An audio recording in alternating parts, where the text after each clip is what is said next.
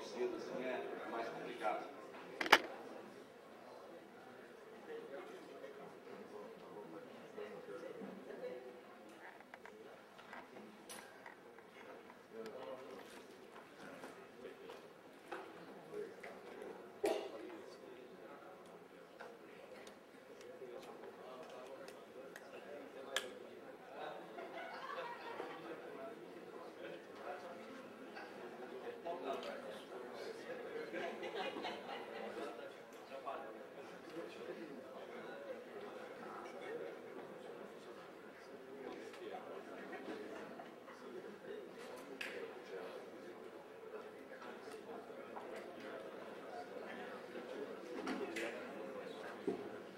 Novamente, um bom dia a todos. Vamos dar início então ao segundo dia do nosso workshop de suprimentos. Só falar um pouquinho então sobre a programação de hoje. Nós teremos primeiramente a primeira metade da manhã uma palestra sobre commodities agrícolas. Aí teremos um intervalo, depois começaremos o trabalho então com a Fundação Dom Cabral, que dará continuidade até o final da tarde de hoje. Tá? Então durante o dia também eu vou dando mais detalhes para vocês das programações apresentadas, ok? Para a gente não perder mais tempo, então nós vamos começar agora a primeira parte com a palestra Mercado de Commodities Agropecuários no Brasil.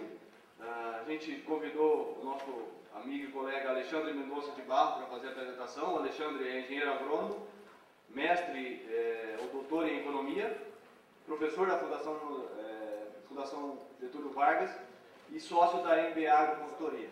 Então, o Alexandre tem a missão de nos trazer algumas novidades aí do mercado atual de commodities agrícolas. Alexandre, fica à vontade e temos aí 1h30 para a gente discutir esse assunto.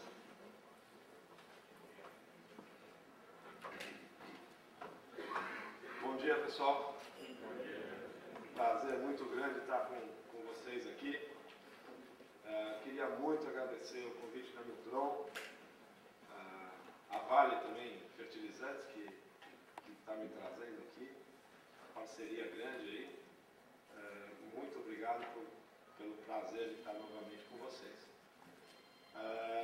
Estava brincando aqui um pouco hoje de manhã, esse é o tipo da semana que não é muito boa para a gente fazer análise, né? Esses últimos 15, 20 dias foram extremamente desafiadores, né? Testam as nossas competências aí de entender o que está acontecendo. Eu vou, se vocês me permitirem, eu sei que ontem vocês tiveram uma palestra com a Denise falando de macro, etc., mas acho que é muito importante a gente dividir com vocês a leitura macro, digamos assim, que nós estamos tendo, do que está acontecendo lá fora, do que está acontecendo aqui no Brasil, para a gente olhar um pouquinho para a nossa taxa de câmbio. Né? Então eu queria, primeiro, recapitular um pouco o cenário agrícola mais geral, voltar para a macroeconomia, né, para a gente ver os fundamentos aí da macroeconomia, depois a gente olhar os mercados de grãos e de carnes, né, de modo geral. Tem bastante coisa aí para a gente conversar, sintam-se à vontade da gente interagindo, se quiser, já no meio. E mais uma coisa, eu vou pulando alguns slides conforme a minha apresentação vai andando. Essa apresentação é de vocês, né? Sintam-se à vontade de... Já está aí, né, a maior parte dela, toda ela, né? É só menos um slide, que é o qual eu limpei aí para começar um pouco a apresentação. Eu queria abrir a nossa análise olhando um pouquinho para os preços. Vocês desculpem que o único slide que não está é que hoje de noite eu resolvi colocar só para me ajudar a orientar. Ele está mais para frente, eu mudei um pouquinho a ordem só desse slide, para dizer para vocês o seguinte: isso aí é o preço da soja de milho em índice, né, na forma de índice. A gente nota claramente, né, que 2005, 2006, né, vamos chamar de 2005, janeiro de 2005, o índice 100, ou seja, se foi a 350, triplicou o preço de 3 vezes e meia, né, o preço do milho, ajuda a gente a ver em termos de variação percentual, né, ajuda bastante a olhar na forma de índice. A gente nota claramente, né, aquela explosão de preços em dólar de soja e milho que nós vimos em 2008, a crise que sucedeu em 2008 e o tombo que teve razoável, ainda que tenha ficado numa média bem mais alta do que ficava no passado, o tombo foi forte. E a recuperação de preços que nós assistimos no final de meados de 2010 adiante, até agora, mais ou menos, né? Como é que a gente entende esse ciclo? O que a gente deve esperar para frente? Vamos dar uma olhada para esse comportamento, né? Bom, 2008 a gente conheceu bem, aquela demanda explosiva, né? A Ásia consumindo pra caramba, veio o boom do biocombustível nos Estados Unidos, e o mais importante, me parece, para a gente pontuar agora, a gente começou a ver esse fenômeno novo dos fundos entrarem nos mercados agrícolas de soja, de milho, de café, de algodão, numa forma inédita, num volume inédito, numa manifestação que pegou todo mundo meio de surpresa. Nós tivemos um momento, pegou inclusive o lado real, né, os grandes empresas, os grandes trades, todo mundo ficou meio surpreendido. Naquele momento do boom do preço da soja lá de 2008, chegou um momento que 90% das posições compradas em Chicago estavam na mão de fundos, né? Foi uma surpresa, foi um movimento muito rápido, muito especulativo, muito forte. A crise de 2008 veio, e por que esses fundos saíram desses mercados agrícolas? Um pedaço por causa do fundamento básico, que a economia entra em crise, a demanda cai, e aí isso significaria queda de preço. Mas não é isso, fundamentalmente, na minha cabeça, que explicou esse volume de queda. Simplesmente uma razão muito mais simples do que essa. Conforme houve a crise de crédito em 2008, os donos do dinheiro, todo mundo queria liquidez no mundo inteiro, todo financista, né, todo mundo que precisava de dinheiro, porque os bancos tinham cortado o crédito. Então, simplesmente, eles foram aos fundos, né, os aplicadores, e chegaram, olha, eu quero meu dinheiro de volta. E eles tiveram que sair vendendo. Ele estava tendo uma chamada de capital dos donos do dinheiro. E venderam posições violentas, né, e a gente viu o preço dessas commodities caírem muito rapidamente. Ao mesmo tempo, 2008 foi uma safra muito boa no mundo, tinha sido uma safra de altíssima tecnologia, o preço do grão subindo, né? Todo mundo usou muito adubo, a gente viu aquela loucura do preço do adubo, do preço do fosfato bicálcico explodindo, né? como resultado dessa demanda muito rápida que apareceu, a oferta não conseguia responder, o preço disparou, e aí um monte de gente perdendo dinheiro com estoques, né? que começaram a perder valor muito rapidamente. Aí nós tivemos, em 2009, uma safra no mundo com menos tecnologia. A gente vai falar depois do Brasil. Estou falando agora macrão, né? O que aconteceu com a economia agrícola geralzona, né? Os agricultores perderam muito dinheiro em vários lugares do mundo nesse ano de 2008. Nós, brasileiros, tivemos uma sorte danada, porque a queda no preço do grão foi acompanhada de uma desvalorização do real. Então ele segurou a queda do preço em reais. Se eu fizesse essa mesma curva em reais, a gente ia ver que é muito mais suave essa variação de preço do que aconteceu. Mas para a economia americana foi muito ruim, né?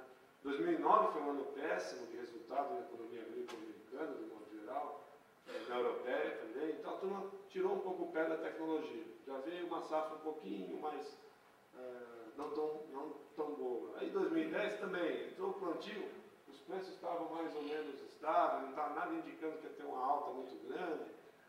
Também não foi uma safra assim que você vai dizer que a turma entrou com tecnologia muito pesada no mundo como um todo. E aí a gente viu, a partir de setembro do ano passado, aquela grande quebra da safra russa, né? Foi a maior seca em mais de um século na Rússia. A Rússia colhia lá quase 60 milhões, 60 e poucos milhões de toneladas, estamos colhendo 40 milhões. Reduziu as exportações. No exato momento que o trigo começou a subir de preço, na Europa começou a ter procura por milho, porque usa muito na ração, né, o trigo europeu. Aí o preço do milho já começou a disparar, como o milho sobe, a soja sobe, porque não tem muita área nos Estados Unidos, para ter que sempre brigar em área nos Estados Unidos. E a gente viu o preço aí de novo disparar até recentemente. Tá? E vimos, e é isso que é a coisa que eu queria fazer a amarração, uma volta violenta dos fundos especulativos nos mercados agrícolas.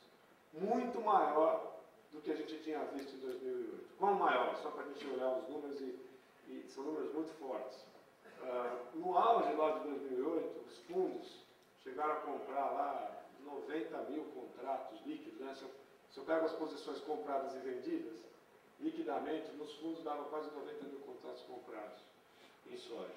No começo desse ano chegou quase a 230 mil contratos comprados. até um mês e pouquinho atrás, 210 mil contratos comprados pelos fundos. É evidente que isso gera na nossa cabeça uma preocupação muito grande, porque, afinal de contas, essa turma se movimenta muito rápido, se movimenta à mercê do que está acontecendo na macroeconomia. Esses fundos detêm uma liquidez muito grande, essa turma fica correndo para cá e para lá, conforme os fundamentos econômicos vão mudando. E aí eu gostaria de pontuar duas coisas importantes. É evidente que ninguém entra no mercado futuro para perder dinheiro. Esses caras não estão entrando para perder dinheiro. Eles estão comprando commodity porque realmente eles acreditam que vai ter alta. Entretanto, um pedaço dessa estratégia, não pode ser, não sei quanto é isso, mas um pedaço razoável dessa estratégia é para se proteger da desvalorização do dólar, né? Isso é um movimento que eu acho que é estrutural.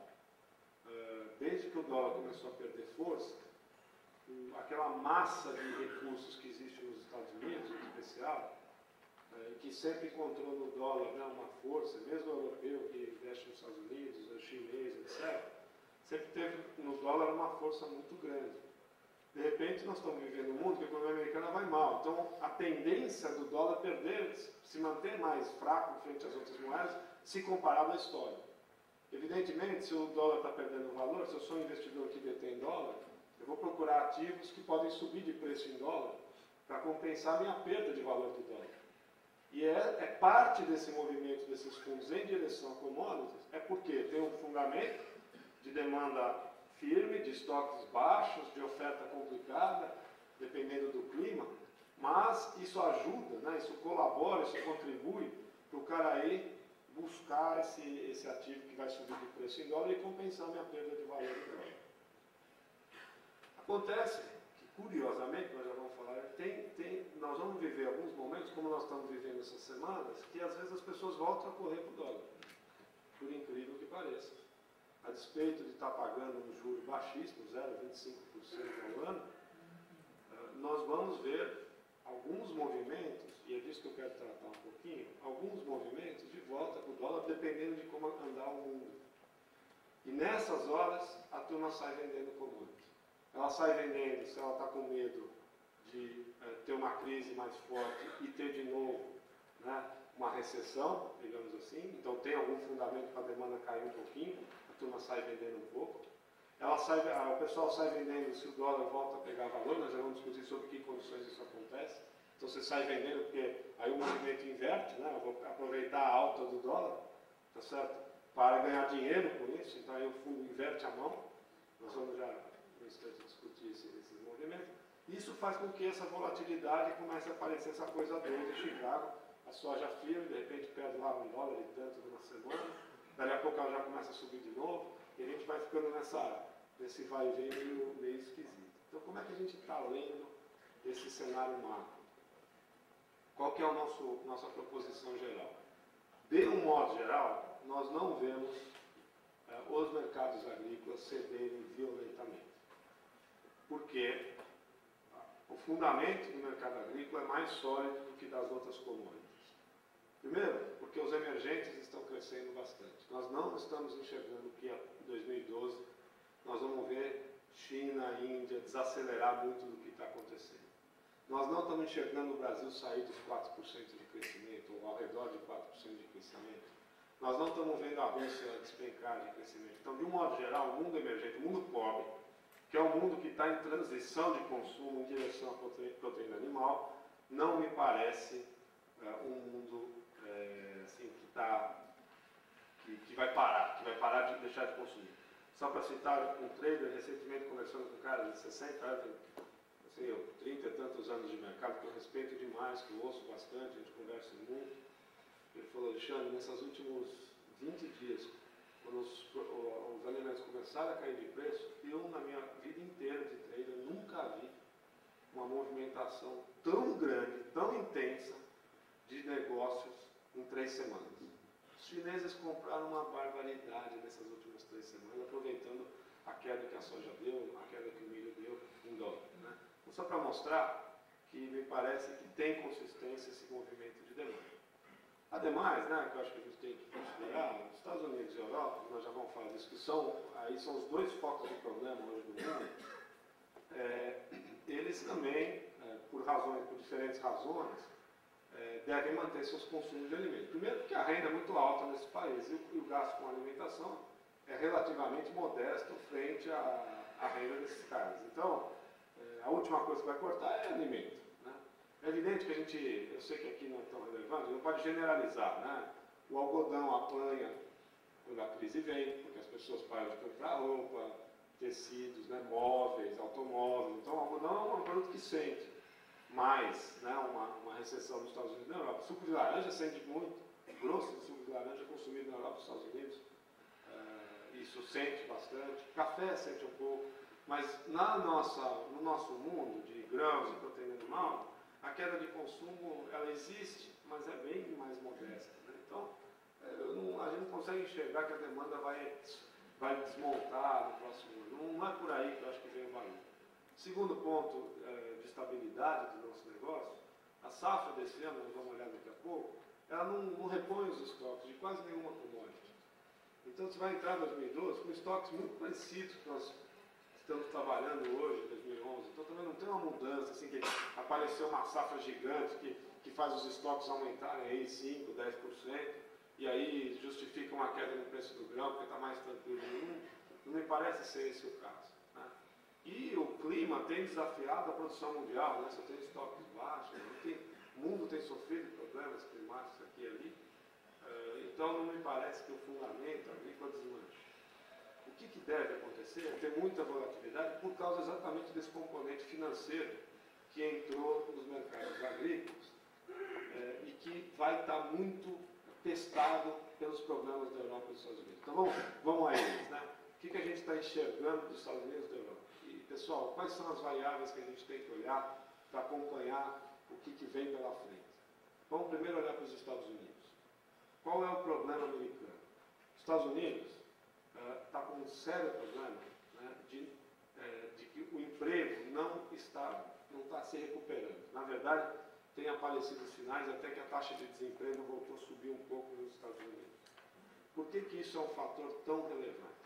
Porque os americanos, em 2008, para estimular a economia deles, fizeram uma opção, né, de política econômica de abaixar a taxa de juros, de injetar dinheiro, né, violentamente na economia americana, que tinha um duplo papel. Né? Primeiro, baixar os juros e estimular a economia. Segundo, se eu injeto muito dinheiro, o dólar perde valor, vocês concordam comigo? Frente às outras moedas. Isso gera uma facilidade da economia americana exportar. Nós já vamos comentar esse fato relevante aí daqui a pouquinho. Então, para estimular a economia interna, você baixou bastante a taxa de juros. Segunda coisa que você fez, saiu gastando violentamente. O déficit público nos Estados Unidos estourou, a dívida americana explodiu, a ponto de bater no teto do limite permitido pelo Congresso e pelo Senado americano. Né? E aí que surge o problema que nós estamos enfrentando nesse momento. Poxa vida, se eu baixei o juros, se eu gastei que nem louco, e aí o emprego não está voltando, nós estamos chegando numa situação meio complicada. E por que essa situação é complicada? Porque ano que vem tem eleição. O Obama vai concorrer de novo. Está evidente que os republicanos estão fazendo o que pode e o que não pode para complicar a vida do Obama no ano que vem. E uma boa maneira de complicar a vida do Obama é forçar ele a fazer cortes nos gastos fiscais. Porque se ele cortar o gasto público, vocês concordam comigo que ano que vem a atividade econômica nos Estados Unidos tende a piorar. Tá certo? Então esse é o dilema que a gente está vendo no mundo. É uma negociação entre os democratas e os republicanos que está indo para níveis de tensão muito grandes. Porque, historicamente, os americanos sempre tiveram uma postura muito interessante. Os caras se matam, né, republicanos e democratas, mas se é pelo bem do país, vai até um limite que a hora que vai comprometer o bem do país, eles se unem e tomam uma decisão. Só que essas negociações agora estão surpreendendo todo mundo, porque está em um nível de radicalismo que a gente não conhece muito. Então, começa a surgir essas dificuldades, que a cada vez que a dívida chega perto do teto da meta, permitida, né, nos Estados Unidos, tem que ir ao Congresso, tem que ir ao Senado para pedir autorização para poder levar essa dívida, começa uma negociação e, em geral, os republicanos têm forçado a redução dos gastos. Como o emprego não está vindo, fica aquela história, puxa, mas se vai cortar gastos, os Estados Unidos entram de novo em recessão, a gente vai ter um novo ciclo de nervosismo. Então esse é o fator. Tá? Veja algumas notícias, então de cada semana passam a ter um valor e um valor especulativo muito alto. Passa uma semana, eles conseguem fazer um acordo um pouco melhor, o mundo acalma, os Estados Unidos vai bem. Aí dá aquela esfriada. Começa a ter problema mais sério, nervoso de novo para os Estados Unidos. Então, nós vamos conviver, na nossa opinião, com esse nervosismo até as eleições dos Estados Unidos, né? Até definir um pouco esse cenário político. Então nós vamos estar vindo dos Estados Unidos um nervosismo muito grande. Variável mais importante, pessoal, para ser acompanhado, emprego nos Estados Unidos. Por quê? Porque o que era o sonho de todo mundo, né, para a recuperação econômica? Se o emprego começar a voltar, as pessoas se sentem mais confiantes e começam a consumir mais. Se elas começam a consumir mais, as empresas começam a investir mais para entregar mais produtos para esse consumidor e contratam mais gente. Aí você cria um círculo virtuoso, que aí o Estado pode sair do gasto público e a economia continua andando naturalmente. Está claro o raciocínio? Não? Então, se a gente começar a enxergar que o emprego está voltando, o consumidor americano voltou a rodar a máquina dele, nós podemos sonhar, né, com um mundo um pouco mais estável, um pouco menos dependente dessa negociação política, que é muito grande nos Estados Unidos. Meu sentimento, nós vamos continuar com o emprego meio fraco lá, e vai continuar esse atrito, esse nervosismo, essa campanha complicada e essa grande volatilidade do que vai acontecer com a economia americana. Agora, o que está mais problemático no presente momento é a Europa, né? Qual que é o fundamento do problema europeu? O principal fundamento é que o endividamento de vários países é extremamente elevado e impossível de ser pago.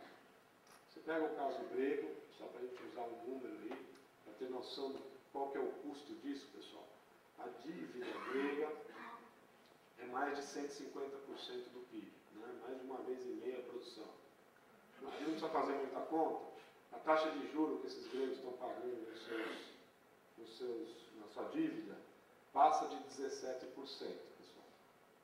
Chega a 20%, tem momentos aí. Então vocês imaginam o seguinte, você pegar aí 17% em cima de 150% do PIB, significa que só para manter a dívida estável, você tem que gastar 20 e poucos por cento do PIB.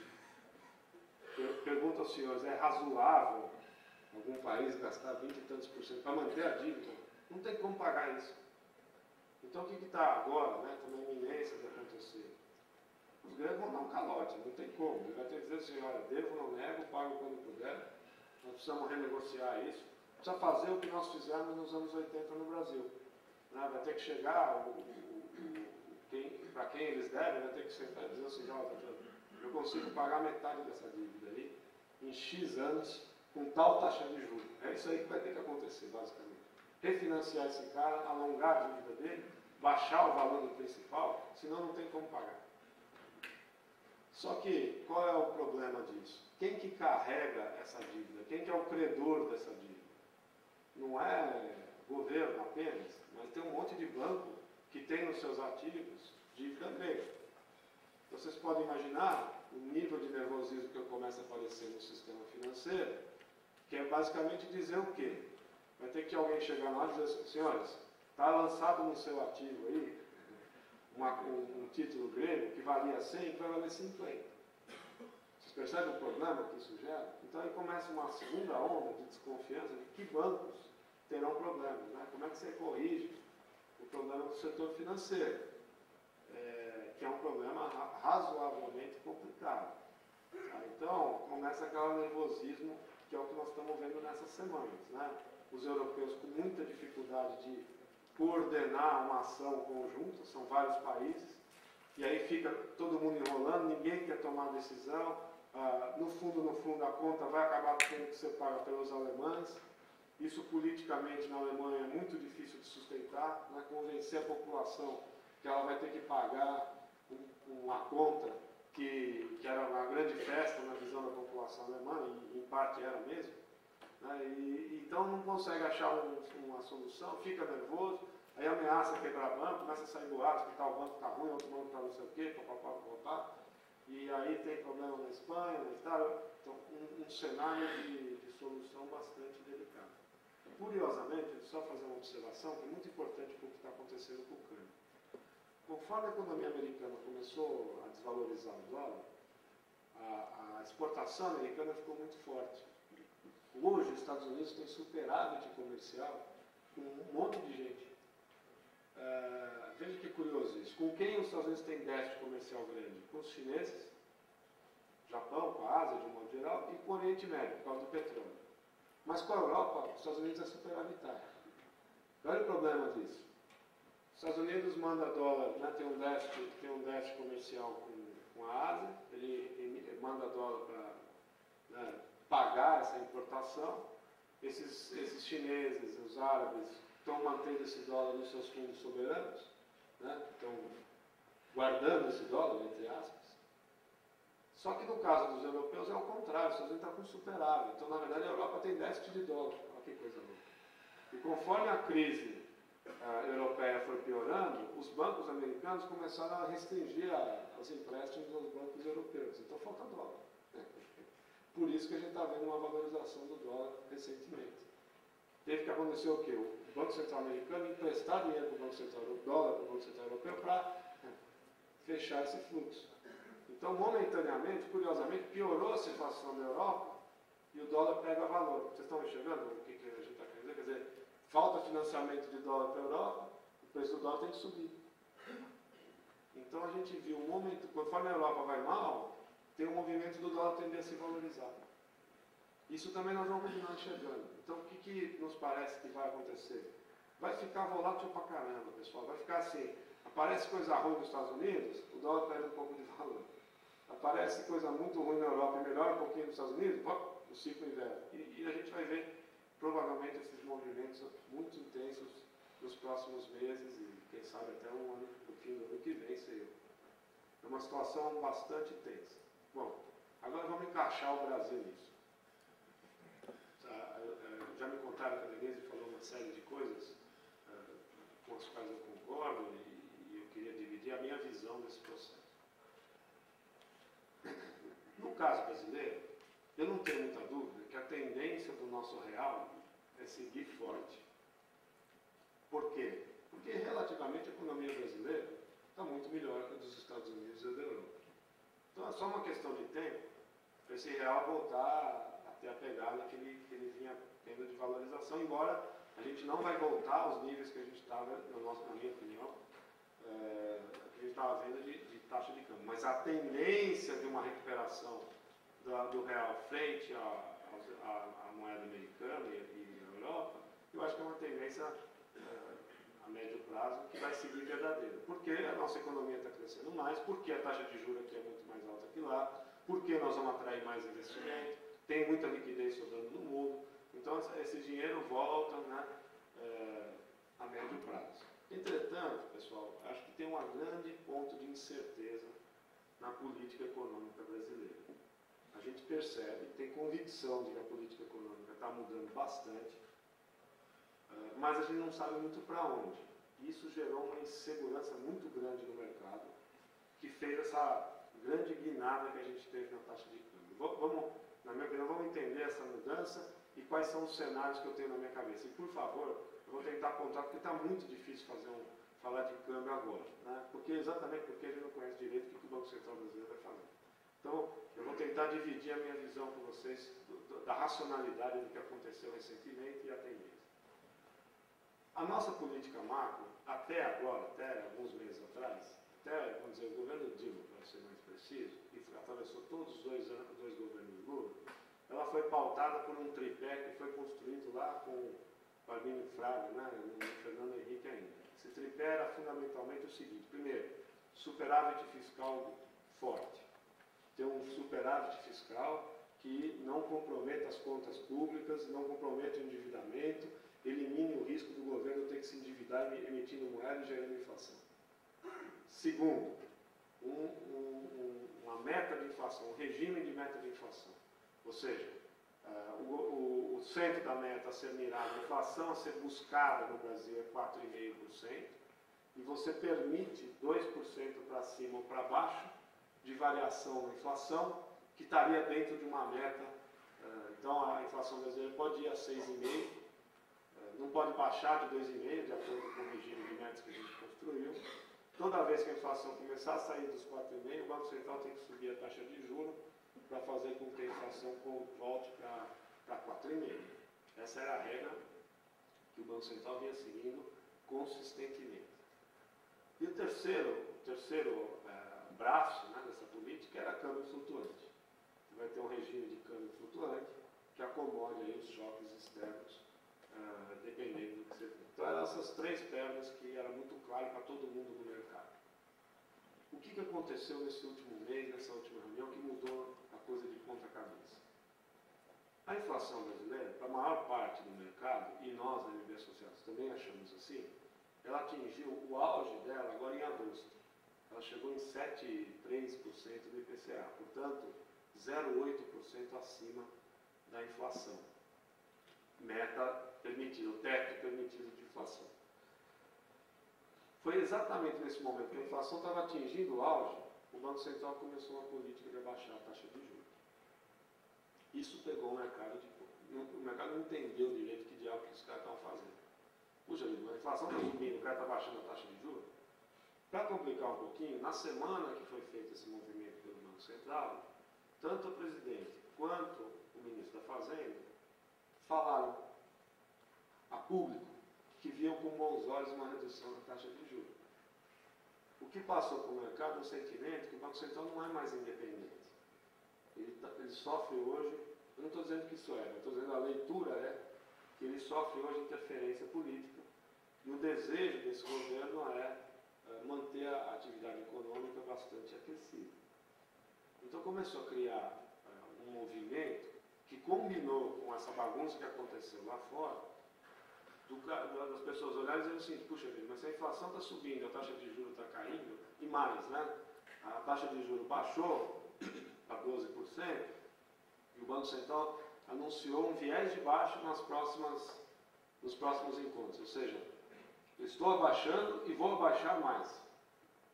A maior parte do mercado trabalha que vai cair 0,5%, ou até 1%, tem gente falando em 1% de queda aí na próxima reunião do Copom, que é dia 19, agora, depois tem uma dia 30 de novembro. Então a ideia é que a taxa de juros vai ser forçada para baixo. Aqui então nós estamos diante de um dilema de política econômica, que é o seguinte, pessoal.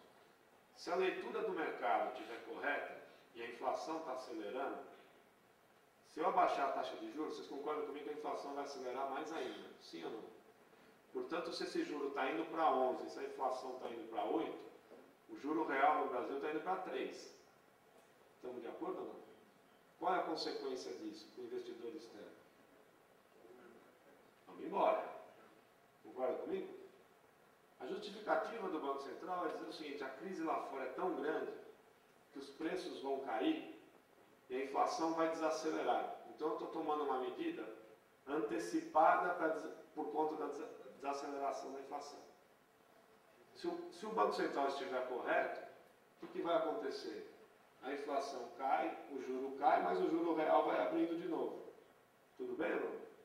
Isso faz o câmbio voltar, faz o Brasil voltar a atrair dólar. Está claro o raciocínio? Então nós estamos num exato momento que ninguém sabe a resposta para essa inflação. Para a maior parte do mercado, a inflação vai se fortalecer. Por quê? Porque o Brasil está em pleno emprego, porque os salários estão subindo mais do que a inflação, porque nós temos um processo de reindexação da nossa economia e, portanto, sobe o preço, sobe o salário, sobe preço, sobe o salário, dificilmente essa inflação cede. Essa é uma razão. Outra razão mais recente, a própria desvalorização do real traz inflação. Vocês concordam comigo? Não? Os IGPs imediatamente respondem a isso, né? Porque o IGP responde muito à desvalorização. A hora que sobe o IGP, os preços administrados são contratados em IGP, então isso passa para a inflação do ano que vem, isso torna a inflação mais dinâmica. Essa é a visão da maior parte, eu diria quase a maior parte dos analistas.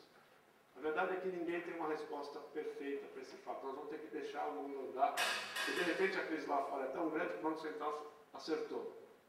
Né? Vai dizer assim, realmente os preços estão caindo, a inflação está caindo, está certinho em baixar a taxa de juros. Deixa só rapidamente, pessoal, então, fechar esse ponto. Nós não temos essa questão fechada hoje porque depende dos acontecimentos. Quais são as variáveis que então precisam ser monitoradas com carinho? No caso interno brasileiro. Se a inflação der sinais que ela está crescendo, o Banco Central vai parar de baixar a taxa de juros e talvez se veja forçado a subir o juros. Vocês concordam comigo? Não? Talvez chegue assim na cara do Banco Central e dizer assim, já não, está indo para 8 a inflação. Aí eles não têm como escapar de subir de novo a taxa de juros. Se for esse o cenário, o que deve acontecer para o ano que vem? A inflação fica mais firme, o Banco Central sai dos 11, que a gente acha que a taxa de juros que ele vai jogar agora para baixo até o fim do ano, e volta a subir de novo, e aí de novo o câmbio volta a valorizar, porque o juro voltou a subir conforme o ano andava. Mas nós achamos que no curto prazo, porque como ele já prometeu que vai baixar o juro, vai ficar muito ruim para o Banco Central assumir um erro, né? Voltar a taxa de juros para cima, ou parar de baixar dizendo que ele ia baixar, é um erro grande, né? É assumir um erro muito grande de operação. Então, provavelmente, o Banco Central ainda vai continuar forçando esse juro para baixo até o fim do ano. Isso implica um real mais desvalorizado. Pessoal, por que o câmbio, só rapidamente, por que o câmbio dá essas pancadas para 1,90 e tanto?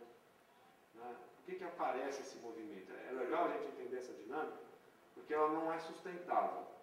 Acontece o seguinte, se o mercado começa a desconfiar que o câmbio vai desvalorizar, exatamente porque muita gente vai correr fora do real, exatamente porque a taxa de juros está baixando, a taxa de juros real está baixando, a hora que o cara começa a tirar dólar daqui, e também porque pelo que aconteceu lá fora, o que o especulador percebe? O especulador percebe que o câmbio vai desvalorizar, tá certo ou não? O que ele faz? Ele força a desvalorização, ele para de vender dólar. Ele sai do mercado de venda e ao contrário, ele inverte a mão e começa a comprar dólar, porque ele acha que vai subir. Só que ele força a alta. Vocês estão percebendo? É um movimento especulativo mesmo. O exportador está vendendo dólar, não é que não tem ninguém vendendo dólar. Só que, o exportador, ele vende. Agora, o especulador é muito rápido. Ele para de vender dólar na mesma hora que ele começa a achar que vai desvalorizar, e aí o câmbio dá essa pancada, põe 90 e tanto. Aí o Banco Central tem que fazer o quê? Só tem ele vendendo dólar. Entendeu? Ninguém vende. Aí ele força o Banco Central a entrar vendendo dólar, porque o Banco Central não pode deixar o câmbio ir para 2, porque senão a inflação aparece mesmo. Vocês concordam comigo ou não? Então ele tem que entrar vendendo dólar. E o especulador fica na ponta comprada. Até a hora que ele acha que ele não tem mais fôlego para forçar essa alta. Aí ele começa a voltar. Aí o câmbio vai acalmando. Então, esses são fenômenos bem estudados em macroeconomia. Eu dei aula de macro há 17 anos na minha vida. Quem bolou esse modelo é um economista alemão, chamado Dornibusch, me chamou do overshooting, né? Então, todo movimento especulativo dá uma cacetada para cima ou para baixo, depois ela acomoda. Então, a nossa visão, né? Esse câmbio vai ficar agora, nesses próximos dias, ao redor desse 1,80. Parece um nervosismo lá fora, ele sobe um pouco, calma um pouquinho. Mas ele tenderá a ir se valorizando conforme o Banco Central for corrigindo a taxa de juros e a inflação for andando. Que intervalo? Né? A gente não acha que volta mais para os 1,60 para baixo. A gente acha que fica aí até os 1,70. Né? Se olhar mais para frente para o ano que vem, se as coisas acalmarem, pode ir para um pouco abaixo de 1,70, mas subir um degrau aí, o que é muito bom para os negócios agrícolas em geral, né? Para quem exporta, etc. No curto prazo, 1,80, 1,80 e pouco, é o que eu acho que a gente enxerga daqui para o fim do ano. Se, insisto, o Banco Central, nas próximas duas reuniões do Copom, que são agora, dia 19 de outubro e dia 30 de novembro, ele forçar muito a taxa de juros para baixo, e combinar isso com um problema na Europa um pouco maior, podemos ter outro solavanco. Tá? Isso pode aparecer. Aí é a hora que o especulador aproveita. Ele sai da ponta de venda, entra na ponta de compra muito rápido e dá uma cacetada no preço e força o Banco Central a sair vendendo para segurar. Então, esse tipo de movimento nós podemos ver. Então, mais importante, pessoal, nós estamos diante de uma mudança de política econômica razoavelmente grande no Brasil, uma forma de conduzir, é diferente dos últimos 12 anos, e a gente não sabe direito o que é. A verdade é essa, é uma grande ignorância. Portanto, o preço da ignorância é um real mais desvalorizado. Vocês concordam comigo? Porque o cara está velhaco. Além do que, deixa eu só colocar o último ponto. O governo colocou uma ferramenta que é taxar imposto, né, sobre quem está vendendo dólar, certo?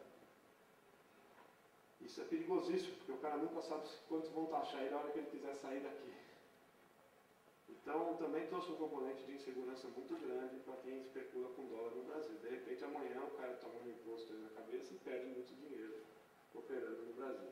Então, também o governo conseguiu trazer essa insegurança nesses movimentos mais especulativos e a gente não sabe direito que caminho isso vai tomar. Então, nossa visão, uma economia que deve crescer no Brasil uns 4%, esse câmbio mais volátil, mais nervoso, né, e mais desvalorizado, né, e mais um país que vai bem, o consumo interno bem, emprego bem, não tem nenhuma grande transformação mais radical aqui dentro. Né. Não acho que a crise lá de fora vai significar uma recessão muito grande aqui dentro. Tudo bem, pessoal? Ficou claro o raciocínio? Vamos então mergulhar no mundo agrícola. Tem aqui bastante informação, tentei resumir um pouco, mas vamos lá dar uma olhadinha no que está acontecendo no mundo. Né? Eu vou dar uma passada, pessoal, um pouquinho na safra, né, que está sendo colhida já no hemisfério norte. Sempre lembrando que a safra de grãos, 85% da safra acontece agora. Portanto, é um momento super importante, né, de formação de preços, né, no mundo. O que é a mensagem mais geral que eu queria fazer para vocês? A mensagem mais importante é que, de um modo geral, a safra é boa em quase todos os lugares do mundo, exceção dos Estados Unidos. Né? A Europa, esses dois mapas, só para mostrar, esse mapa é o que choveu de junho a agosto na Europa.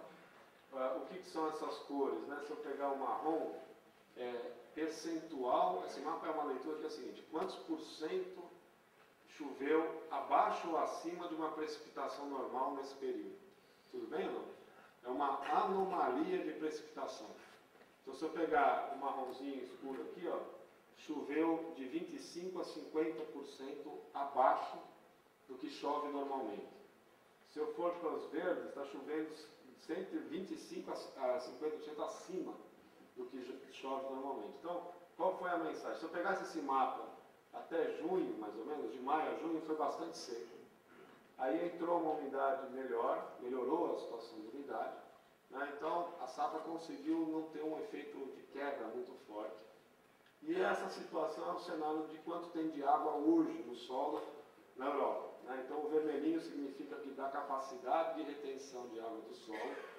Não tem nada, é 0 a 10% do que dá para ter de água no solo está com água. O azul significa o seguinte: de toda a capacidade de retenção de água no solo, está tomada com água. O solo está saturado com água. Tudo bem ou não?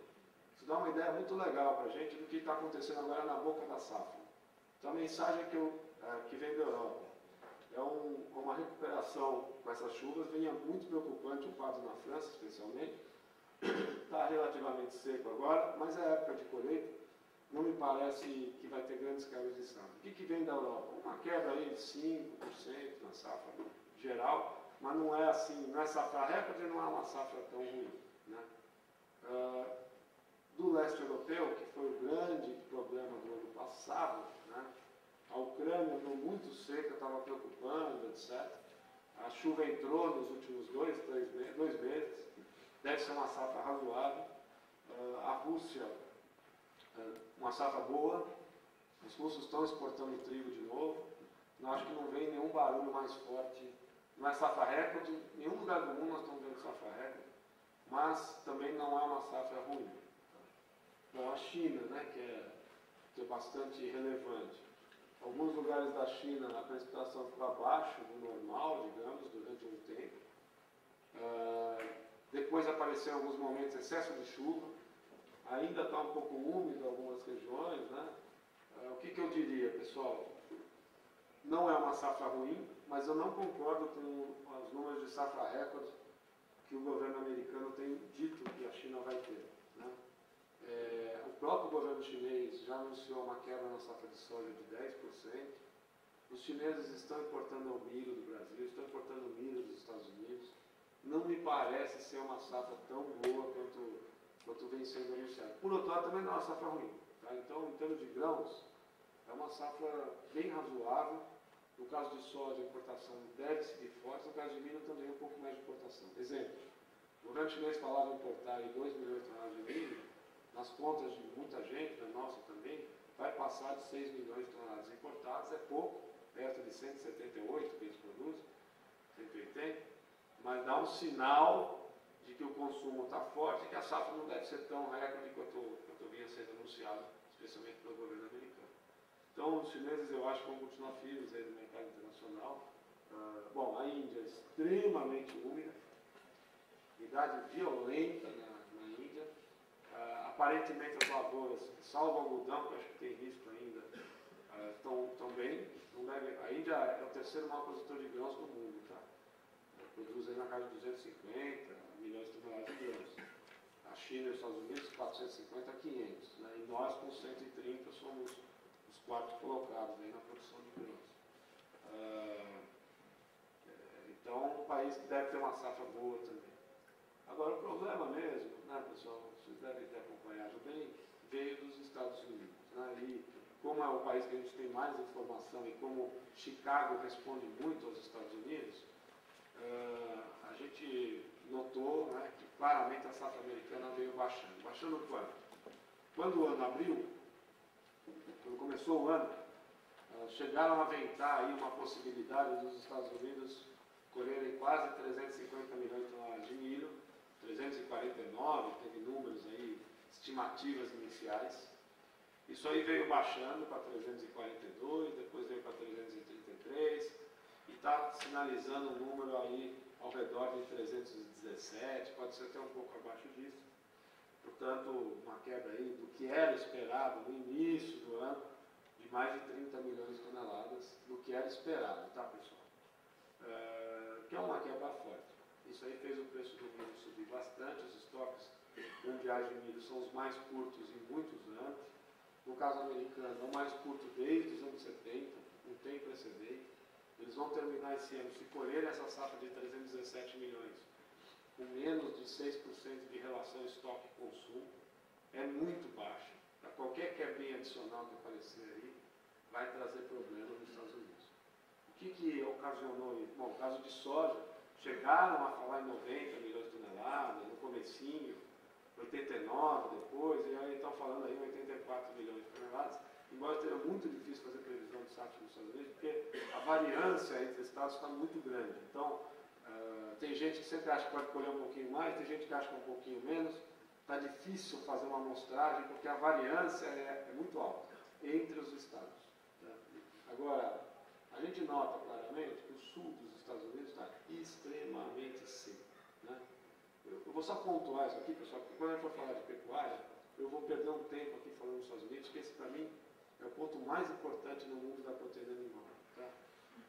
Eu queria pontuar duas coisas para vocês. Primeiro, afetou um pouco a safra de trigo, de algodão, né, que é muito forte no sul dos Estados Unidos, mas especialmente pastagens. Os Estados Unidos está na pior condição de pasto de muitos e muitos anos. Eu vou mostrar os números para vocês, é assustador. Várias regiões do sul dos Estados Unidos não chove há mais de ano. A situação é de calamidade, digamos, quase, em vários lugares. E isso tem trazido consequências grandes ao mercado de carne vermelha nos Estados Unidos, que é o maior produtor mundial. Nós vamos discutir um pouquinho isso quando falar de carne, mas anota aí que a coisa está bem feia lá. O que mais? Os meteorologistas estão dizendo para a gente que a laninha está se fortalecendo. Já tem relatórios nos Estados Unidos apostando numa laninha muito forte. O que a gente já percebe? Né? Laninha para os Estados Unidos implica num outono seco e mais frio. Então, realmente, está bastante seco, né, em boas regiões dos Estados Unidos. Isso tem afetado o plantio de trigo, né, de inverno. Vai afetar o plantio de trigo de inverno. Isso está trazendo um nervoso adicional no mercado de trigo, né, quanto à safra do ano que vem já. Né, o plantio vai ser bastante enrolado. Então, só para dizer, o quadro de seca deve seguir até a entrada do frio. Né, isso é um nervosismo que vem aí do mercado americano. E nós brasileiros, né? Só para a gente falar um pouquinho do que o pessoal tem visto em termos de clima para o Brasil. De novo, né, quando nós abrimos o ano, a SOMAR, a meteorologia com a qual nós trabalhamos, e não era só SOMAR, tá? Porque hoje tem um menino lá que trabalha com a gente, estava comentando agora cedo, ele passa o dia olhando o clima no mundo inteiro, toda a NOAA, todas as projeções. Ninguém estava vendo esse ano como um ano de Laninha, era mais um ano neutro. Não era no começo do ano, né? Não era um ano de El Niño, não era um ano de Laninha, era um ano meio neutro. Assim. E nós estamos indo para um cenário de Laninha de novo. Né? Nós tivemos um ano de Laninha esse ano passado, tivemos uma sorte danada, né? Laninha em geral dá prejuízo de safra, né? no sul do Brasil. Foi uma safra de verão muito boa, né? De um modo geral. Apanhamos mais na safrinha no Paraná, né? Com problema de geada, etc. Mas, para a safra de verão, nós não tivemos quase que nenhum problema, considerando que era um ano de Laninha. Né? Esse ciclo deve se repetir esse ano. Né? Na visão dos meteorologistas, hoje, a Laninha está ficando mais forte. Explicação disso, tá? Que eu acho que é mais importante. O centro do Brasil está com chuva mais atrasada de novo. Né? Então, provavelmente, um cenário que a gente via, que era uma chuva mais antecipada, não está acontecendo. Isso aqui, na minha opinião, vai dar uma aplicação forte no mercado de boi. Né? Nós estamos em condições de pastos ruins em boa parte do cerrado brasileiro. Né? Nós estamos falando assim de Goiás, Tocantins, mesmo Pará, Mato Grosso. Está seco demais e aparentemente as chuvas não firmam tão cedo. Então isso implica uma oferta de leite mais complicada agora para essa entre-safra, isso implica uma oferta de carne vermelha para dezembro, janeiro, mais complicado. Não vai ter boi de pasto em volume pronto. Nós vamos discutir um pouquinho isso, mas só para ir pontuando. Segunda coisa, a safra entra um pouco mais tarde.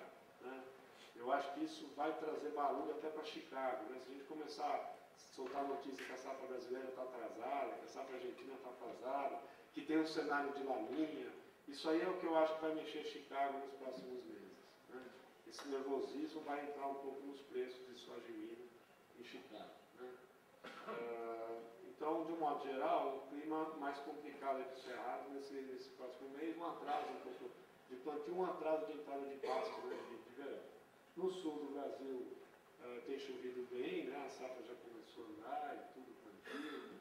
É uma condição de umidade que você não vê no resto do Brasil, né, mas, insisto, né, vamos ter que olhar com muito carinho esses riscos climáticos que devem aparecer, podem aparecer esse ano, de acordo com os meteorologistas.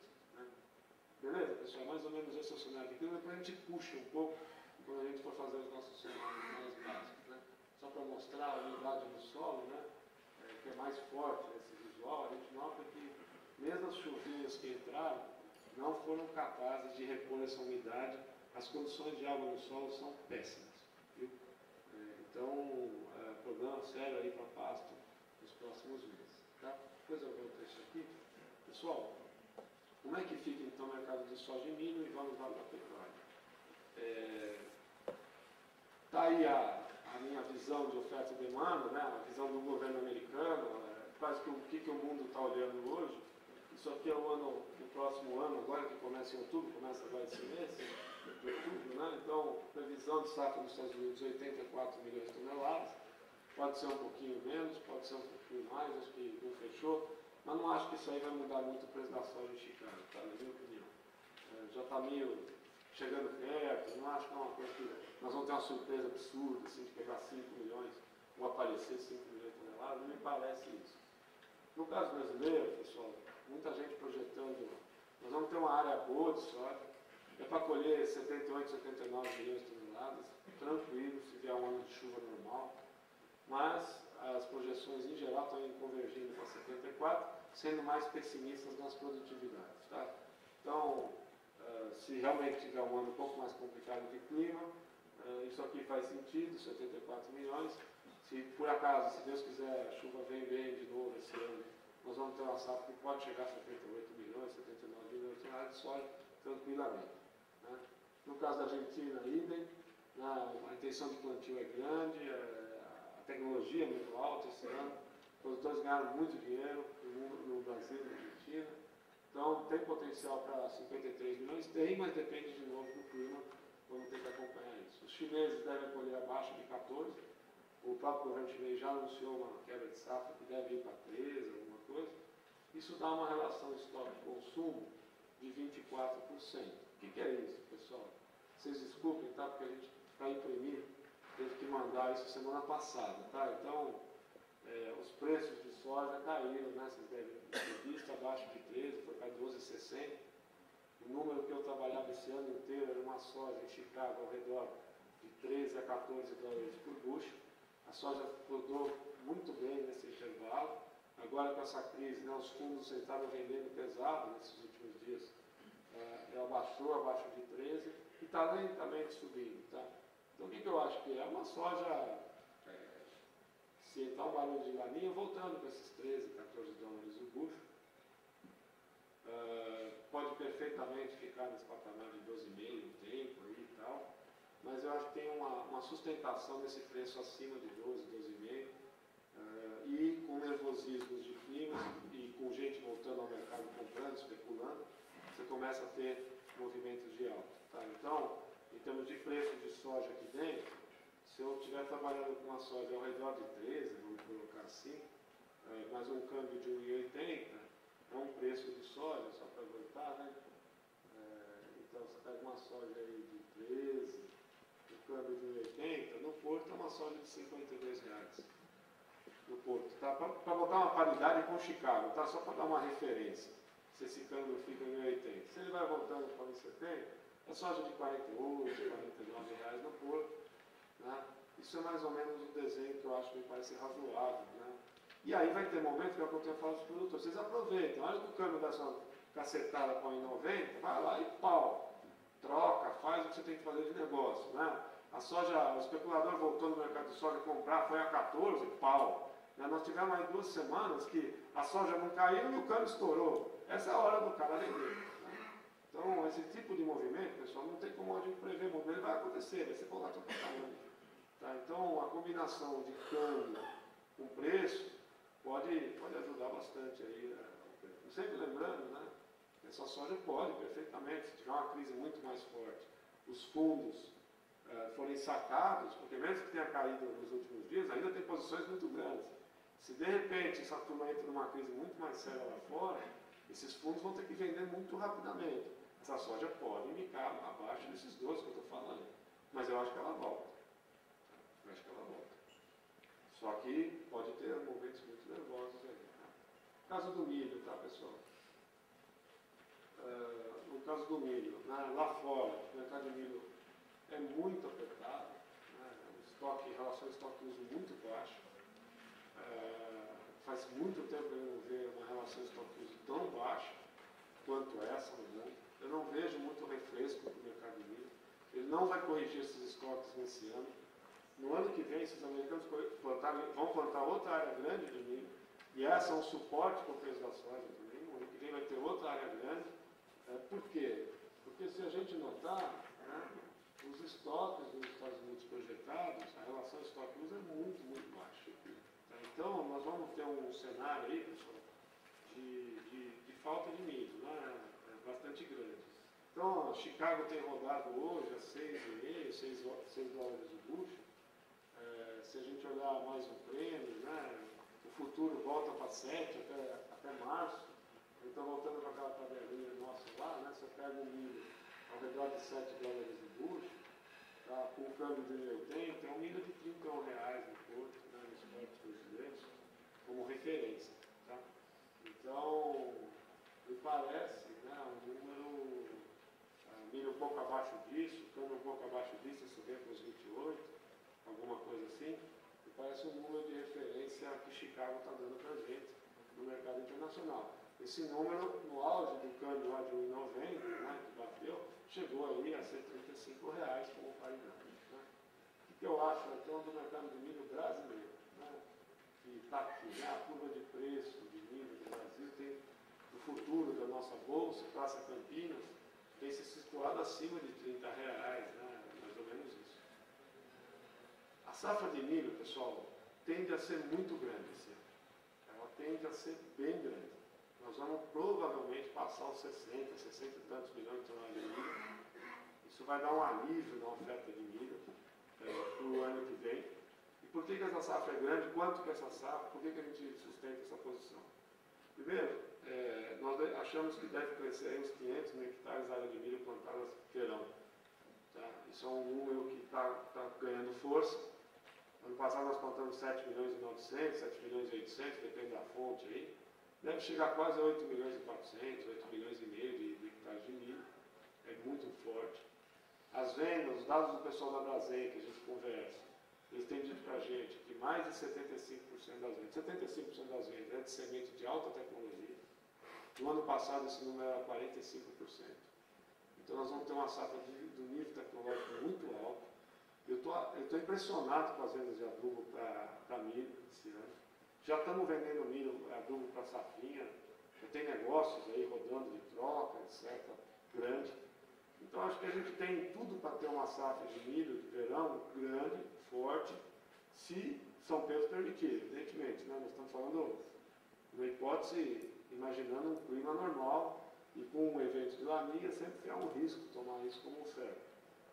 Mas tende a ser uma safra muito boa de milho, nós devemos ter uma safrinha forte de novo. Né? Isso é um cenário que me parece que vai dar um certo conforto à oferta de milho brasileira no próximo ano. Entretanto, pessoal, tem alguns dados aí que a gente tem que ficar muito alerta, né? Especialmente as exportações de milho. Né? Agosto, nós tivemos a maior exportação de mês de agosto, desde muito tempo, né? Exportamos 1.250.000 toneladas de milho.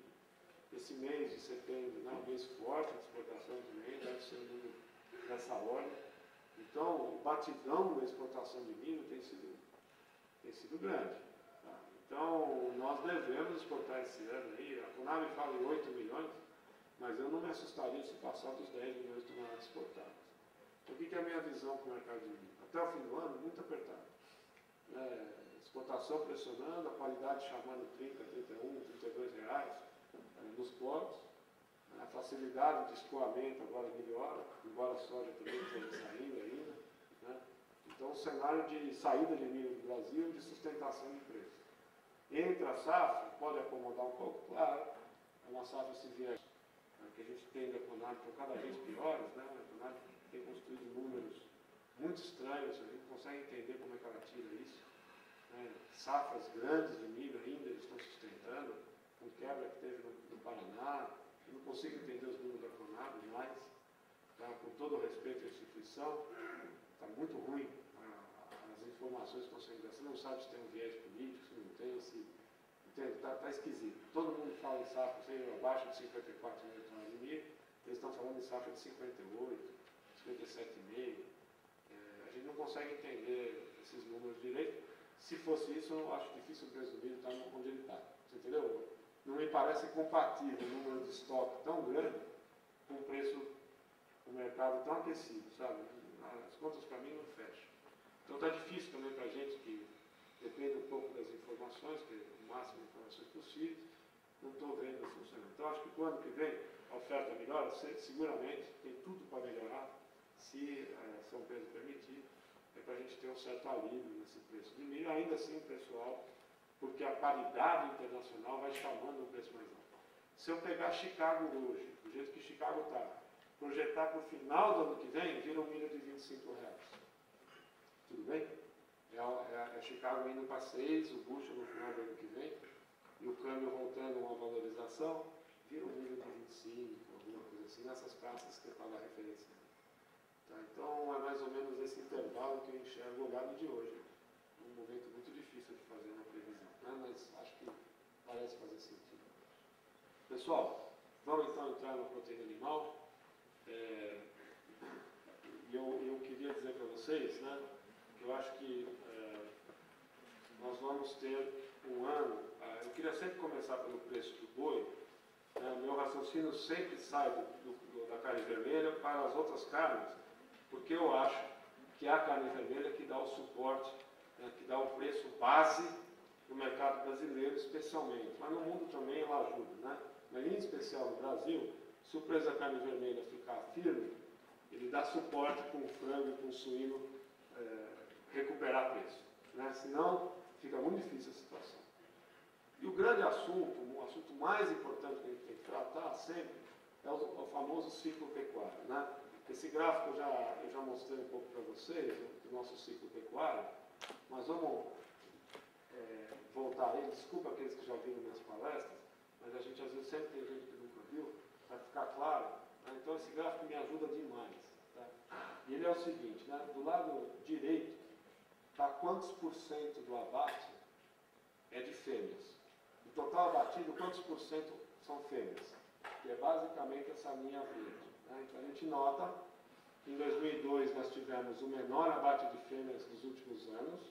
Nós abatíamos perto de 25% do abate total era de fêmeas. Portanto, um momento de grande retenção de vacas, um momento de grande produção de bezerros, né? E, portanto, um momento que os preços do bezerro caem bastante pela oferta forte de bezerro.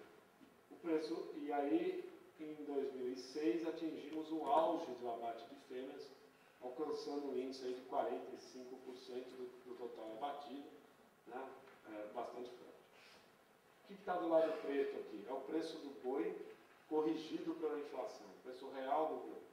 Então a gente nota que essa arroba que nós estamos vendo hoje, perto de R$100, era exatamente o valor que ela tinha em 2000, descontado a inflação. Você vê como é importante descontar a inflação, né?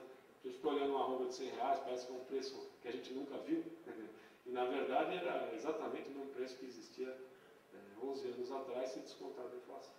Mas aqui está o ciclo pecuário, né? Estamos nesse momento aqui, ó, 2002, muita vaca, começa a sobrar bezerro, aí a turma começa a matar vaca, conforme ela vai matando vaca, aumenta a oferta de carne, o preço da carne cai, aí o cara mata mais vaca, o preço da carne cai mais ainda, o cara mata mais vaca, aí ele vai matando vaca, o preço da carne vai caindo, até que chega uma hora, você matou tanta vaca que não tem mais bezerro. Aí o preço do bezerro dispara. Aí a turma começa a reter vaca, né? Reter fêmea. Aí conforme vai retendo fêmea, a oferta diminui, o preço do boi começa a subir. Aí o cara segura mais fêmea. Aí o preço do boi sobe mais ainda. Aí o cara segura mais fêmea. E vai indo, até que chega uma hora que o preço está aqui nesses preços bons que nós estamos vendo. E a gente se acha racional, né? Os seres humanos. A gente se acha muito mais inteligente que o gado, né? Mas é para a gente ver como é que é a natureza do ser humano. Né? Bom, o fato relevante aqui é o seguinte, pessoal. Nós estamos segurando vaca, né, há quase 5 anos. Se nós olharmos com atenção o passado, levou 4 anos e meio para a gente começar um ciclo de auge de retenção de fêmeas ao auge de abate de fêmeas. Então, para muita gente, nós estamos muito perto de uma virada de ciclo pecuário no Brasil, o que implicaria num abate de fêmeas crescente e o que implicaria numa queda do valor da arroba no próximo ano. Tudo bem? Para muito analista, nós estamos chegando perto desse momento. Para aqueles analistas que acham que a gente está chegando perto do momento, o dado que saiu de abate no começo desse ano foi especialmente forte. O abate de fêmeas, né, porque isso aqui, ó, essa linha verde, tá, pessoal, é a média móvel. Tudo bem, não? Na verdade, o abate de fêmeas está aqui, ó. Vocês estão vendo a oscilação do abate? Né? Ao redor dessa média. No primeiro 4 meses desse ano, no Brasil, nós abatemos 45% do abate chegou em fêmeas.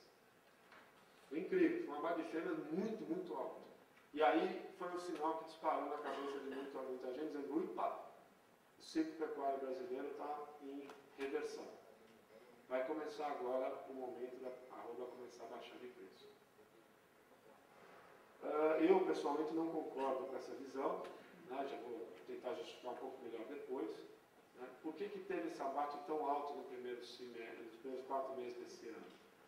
Na minha opinião, fundamentalmente por causa da seca do ano passado. Né? Foi tão seco que sobrou muita fêmea vazia. Né? Essas fêmeas vazias da estação de monta morreram nos primeiros 4 meses. Tanto é, eu acho que eu estou certo, eu já achava isso naquela ocasião, que o abate de fêmeas caiu bastante de lá para cá. Então existiu um estoque de fêmeas vazias, isso foi aliviado. Né? O que vai induzir o abate de fêmeas, não sei se você concorda comigo, é o preço do bezerro está muito baixo. Sim ou não? Enquanto o bezerro estiver alto, A turma não vai matar vaca em volumes muito grandes. É evidente que vai sempre matar fêmeas, né? Faz parte do jogo. Mas não é um abate tão vigoroso. Então me parece que os bezerros são um indicador mais importante, o preço do bezerro, da retenção de fêmeas. E se a gente notar, o preço do bezerro acumulou nos últimos meses, mas ainda segue num patamar muito alto. Então não me parece que o ciclo pecuário brasileiro vai se inverter. Entretanto, pessoal, quero ser bem honesto, nós estamos acumulando um estoque de bezerros crescentes a cada ano. O Brasil é o país que vem retendo gado há mais tempo no mundo. Então nós estamos acumulando uma tendência de inversão de ciclo. Ainda não acho que vai acontecer em 2012. Por que eu acho que não vai acontecer em 2012? E esse, para mim, é o ponto mais importante da minha apresentação aqui de pecuária hoje. Porque está acontecendo no mundo um desarranjo muito grande na pecuária norte-americana. E esse desarranjo é fundamentalmente baseado nos problemas de pasto que tem aparecido e no alto custo da ração nos Estados Unidos. Vamos olhar um pouquinho esses números. Esse gráfico é um pouco chato, mas ele é muito útil. As bolinhas que estão com números ali, é o percentual de pastagens ruins ou péssimas nos Estados Unidos. Se vocês olharem, né, o caso do Texas, aquela bolinha lá em cima está dizendo para a gente 96% dos pastos estão em condições ruins ou péssimas. E o que está embaixo, essa barra grande, é o total do rebanho em cada estado, tudo bem? Então o Texas tem mais ou menos 13 milhões, 14 milhões de cabeças, tudo bem ou não? O verde claro aqui de baixo é o estoque de vacas de corte, a barrinha mais clarinha é o número de vacas de leite, e aí o verde escuro é o resto do rebanho. Vocês notem, então, claramente, né, que seja o Texas, mas vamos pegar um outro estado aqui importante, o rebanho do Oklahoma, 93% das pastagens estão comprometidas, desde o ano passado. O que isso está acontecendo? O que isso está fazendo, pessoal? Os americanos estão tendo que abater muito gado. Esse ano é um ano de abate recorde nos Estados Unidos. A estimativa do governo americano é que vai cair 8% o rebanho americano esse ano. Em colheita. Os Estados Unidos hoje tem o menor rebanho pecuário de quase 40 anos, 30 e tantos 40 anos. Eu tive relato semana passada de um cara que exporta gado em pé no Brasil. Os Estados Unidos esse mês mandou 100 mil cabeças em pé para o resto do mundo. Fato histórico. Porque não tem pasto, o preço da ração está absurdamente alto e o cara não vai conseguir tocar o inverno. Então ele está matando gado.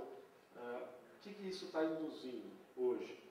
Vocês não acreditam o que aumentou o alojamento de gado em confinamento nos Estados Unidos. A hora que estava para começar a cair, deu uma pancada para cima. Nunca entrou gado tão leve em confinamento nos Estados Unidos como nessa época do ano, como está acontecendo agora. Só que o confinamento está dando... O custo está muito alto. Então a pecuária de corte está perdendo dinheiro.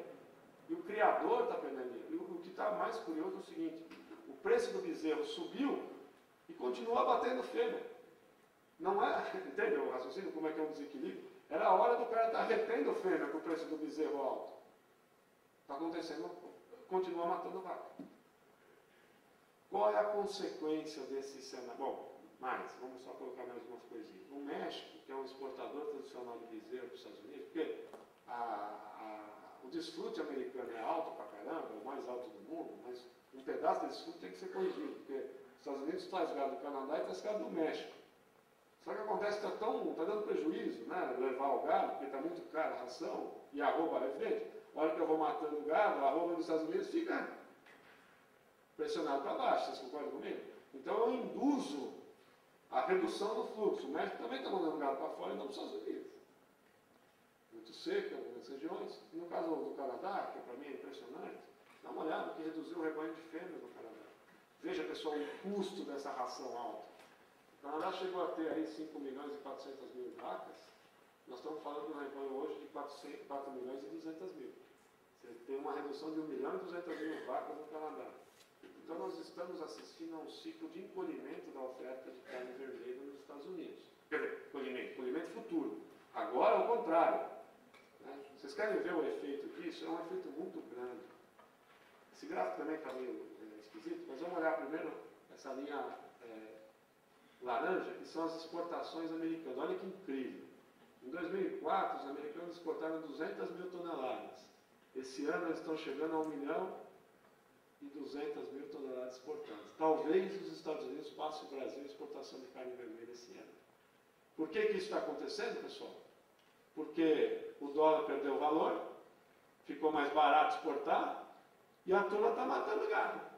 Então a oferta de gado nos Estados Unidos aparece. Vocês notem que as importações caem, e de um déficit grande de carne nos Estados Unidos virou um pequeno superávit de exportação. É esse número que vai ser contestado no próximo ano. Então, a gente já vinha trabalhando com esse cenário, e está muito legal, porque começou a sair várias análises nos Estados Unidos dizendo o seguinte: o que tende a acontecer no ano que vem? O preço da carne vermelha nos Estados Unidos vai ser recorde. Vocês concordam comigo? Se eu estou matando um monte de gado esse ano, sobra menos gado para o ano que vem. Então, se nós estamos falando de uma arroba nos Estados Unidos que chegou a 70 dólares uma arroba, já tem muito analista que a gente tem que respeitar nos Estados Unidos falando em 80, 85 dólares uma arroba no ano que vem. Está claro o meu raciocínio? Se a arroba nos Estados Unidos está alta, ele tende a puxar ou sustentar a carne nos outros países, porque ele se tornou um exportador relevante. Beleza? Alguns dados interessantes, né? Está aqui, ó, o preço do bezerro nos Estados Unidos, que é essa linha verde, né? Do lado de cá, e o abate de fêmeas total em cabeças, que é o lado de cá. Vocês notam que o abate de fêmeas continua alto, a despeito do preço do bezerro está alto. Certo? Olha que interessante. Alojamento nos feedlots. Saiu o número de agosto, tá? Não trouxe aqui porque saiu essa semana. Mas foi um número altíssimo. Dá uma olhada, esse número veio aqui, ó. Veja totalmente fora de uma tendência cíclica, tá? Dos confinamentos americanos, né? Indicando essa necessidade de dar vazão para esse gado. Isso aí fez o quê, pessoal? O abate cresceu, o estoque de carne nos Estados Unidos aumentou, né? Pôs pressão na exportação de carne, certo? E gerou uma pressão para baixo no preço da carne, para baixo relativamente, porque é a carne mais cara do mundo em termos pagos ao produtor, né? Então, é incrível, né? Agora começa um ciclo a despeito desse abate forte, os preços seguem se recuperando nos Estados Unidos. Então, é um cenário muito interessante, que a pressão continua muito forte sobre a cadeia. Tudo bem, pessoal. Vamos só dar mais uma olhada no resto do mundo para nos ajudar no nosso raciocínio. Esse quadrinho que eu estou mostrando para vocês é um panorama do abate de fêmeas no mundo todo, nas principais pecuárias do mundo, né? O que a gente olha para esse quadro? Vamos começar pela Argentina. A Argentina bateu muito gado por causa das retenções, né? Por causa da tentativa de baratear a carne vermelha. Os produtores começaram a perder dinheiro, mataram muita vaca, até que chegou lá em 2010, o preço da carne nos Estados Unidos começou, na Argentina subiu muito, porque faltou oferta. A Argentina reduziu quase 500 mil toneladas de exportação de carne vermelha no ano passado, só pelo efeito de falta de carne, né, para exportar. E aí o preço subiu, a turma começou a segurar gado. À medida que ela começa a segurar gado, a oferta de carne fica restrita. Se a gente olha para o Uruguai, um movimento muito semelhante de retenção de fêmeas. Olha para a Austrália está num ciclo muito forte de retenção de fêmeas para a história australiana. Tá? O Brasil, já falamos, 4, 5 anos retendo fêmeas. A Europa, depende do país, tem país que está batendo muita fêmea, tem país menos, mas na média, um pouquinho de retenção de fêmeas. E no caso, o único país do mundo que está com o pé lá embaixo matando gado é os Estados Unidos. Mas não vai ter muito como não reverter esse ciclo no curto prazo, aí, no que vem, provavelmente. Isso faz o quê, pessoal? Isso faz com que, não sei se vocês concordariam comigo, olha, se a Austrália está segurando fêmea, se o Uruguai está segurando fêmea, se a Argentina está segurando fêmea, se o Brasil está segurando fêmea, se os Estados Unidos entrarem no ciclo de retenção de fêmea, a oferta de carne está contida. Vocês concordam comigo? E aí, o que tende a acontecer com isso é que o preço da arroba, o preço da arroba em dólar, tende a convergir no mundo todo. Esse gráfico, para mim, eu adoro. Ele me ajuda demais a olhar o mundo da carne. Né? Vejam vocês que número impressionante, como a carne no Uruguai, no Paraguai, na Austrália, no Brasil, né, que sempre tiveram preços muito diferentes de um país para o outro. Todo mundo ficou num patamar aí de 65 dólares uma arroba. Vocês estão vendo? Estados Unidos lá em cima, 70, 75 dólares, e o resto do mundo foi buscar esse preço. Né? Então o que nós estamos dizendo? Se nós estivermos corretos na nossa análise, o preço nos Estados Unidos, sobe para o ano que vem e dá uma certa sustentação no nosso preço em dólar aqui dentro. Tudo bem, pessoal?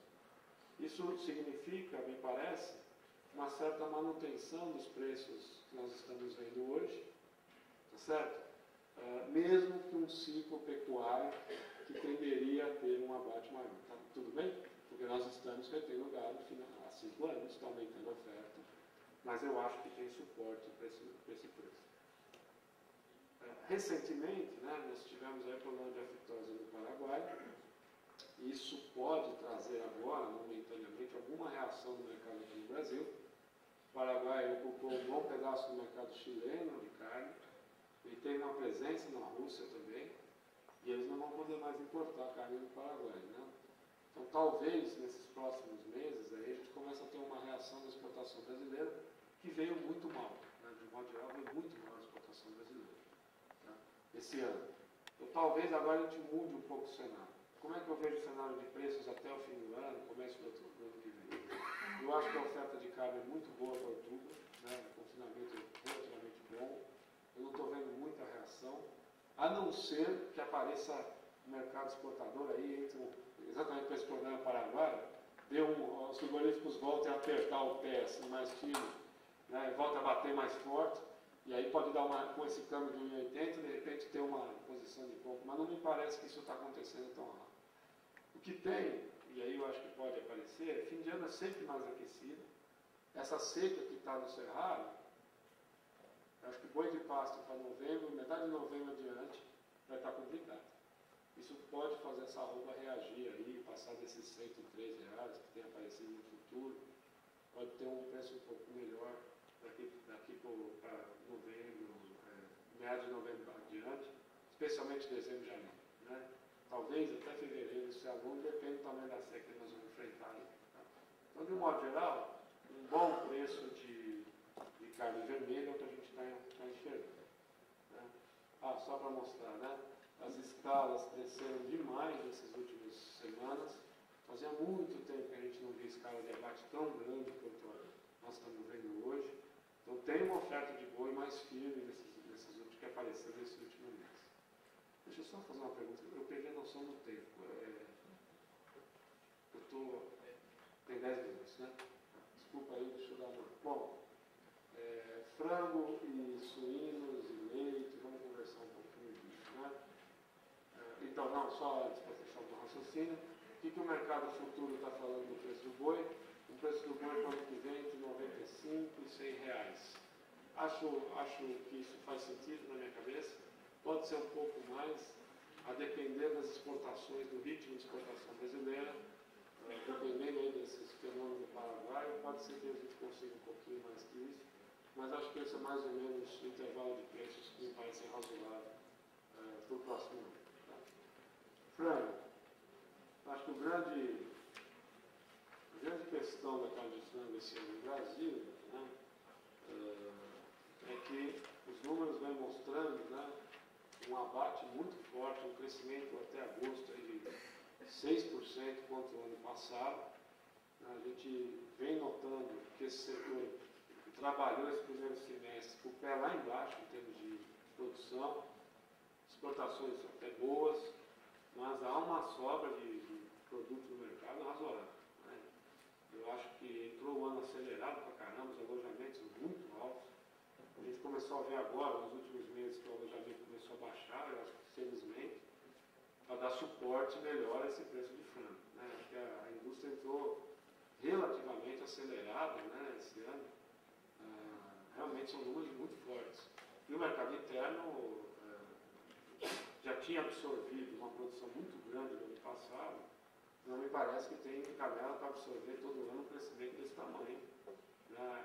Especialmente com uma carne de boi que está alta, mas também não está por R$115, que é o que muita gente trabalhava na cabeça. Então, o mercado de frango, ele correu aí, né, com uma folga, né, comparativamente janeiro a agosto, né, até agora, acho que agora em setembro a gente começa a ver uma certa desaceleração dos alojamentos, agosto.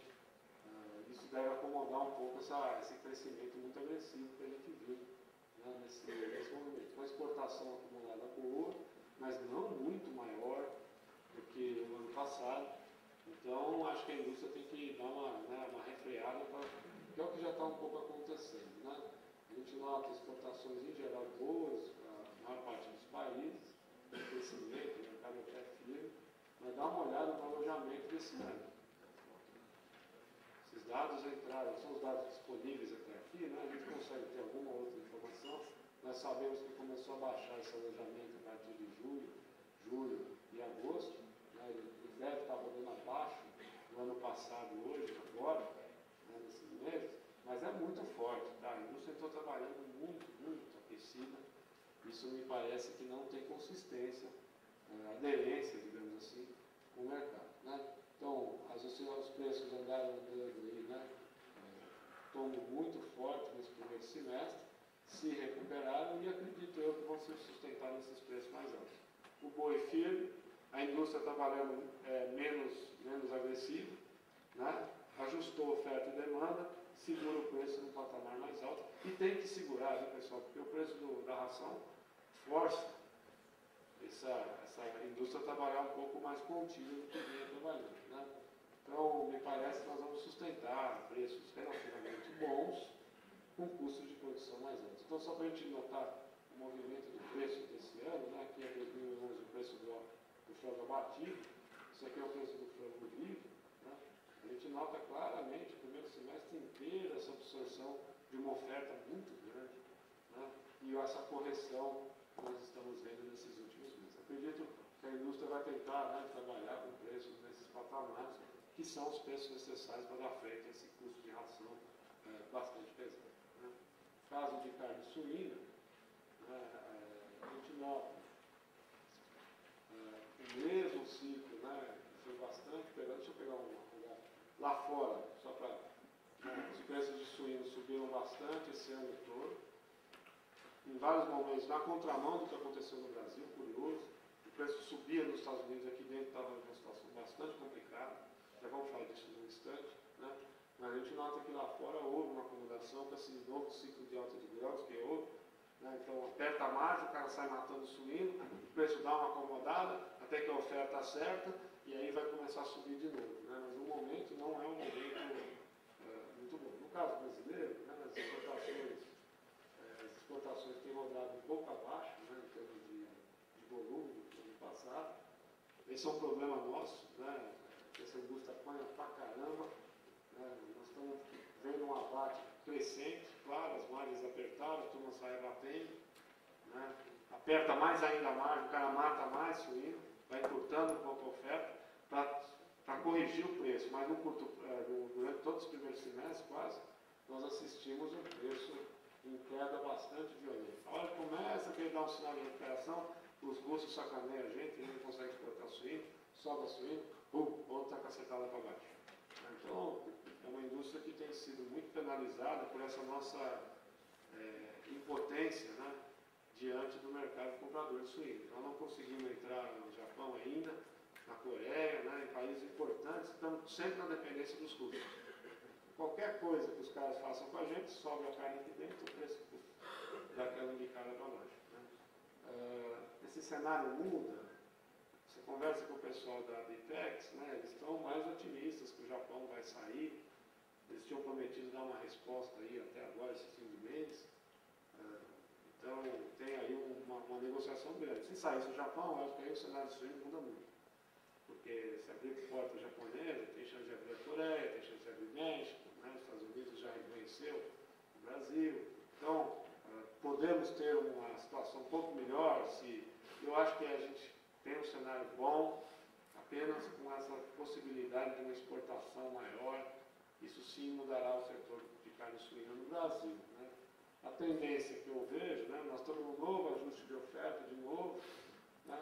Depois isso aqui tende a acomodar, e se o preço do boi deve seguir mais ou menos firme, a gente sustenta um patamar um pouco mais alto de preço de carne suína. Né? Mas é um cenário sempre de muita briga. Né? Essa reação que a gente espera, né, tem que sustentar patamares mais altos, mas uma indústria que vai ter que encolher um pouco a sua oferta. Né? Situações muito grandes aí no preço. Para fechar um pouquinho de leite, né? O que a gente está vendo no preço de leite? Lá fora o leite caiu um pouco, caiu para um patamar aí de $4.000 uma tonelada de leite, mais ou menos, tá? 3.500 a $4.000. O que dá isso, pessoal? Com um câmbio de 1,80, $4.000 é um leite de 80 centavos, 82 centavos, se eu fosse fazer uma paridade. Tá? O preço do Brasil tem rodado em vários mercados, no Rio Grande do Sul é exceção, né, acima de 82 centavos como média de preço, indicando, né, sinalizando que o mercado interno tem trabalhado acima do preço internacional.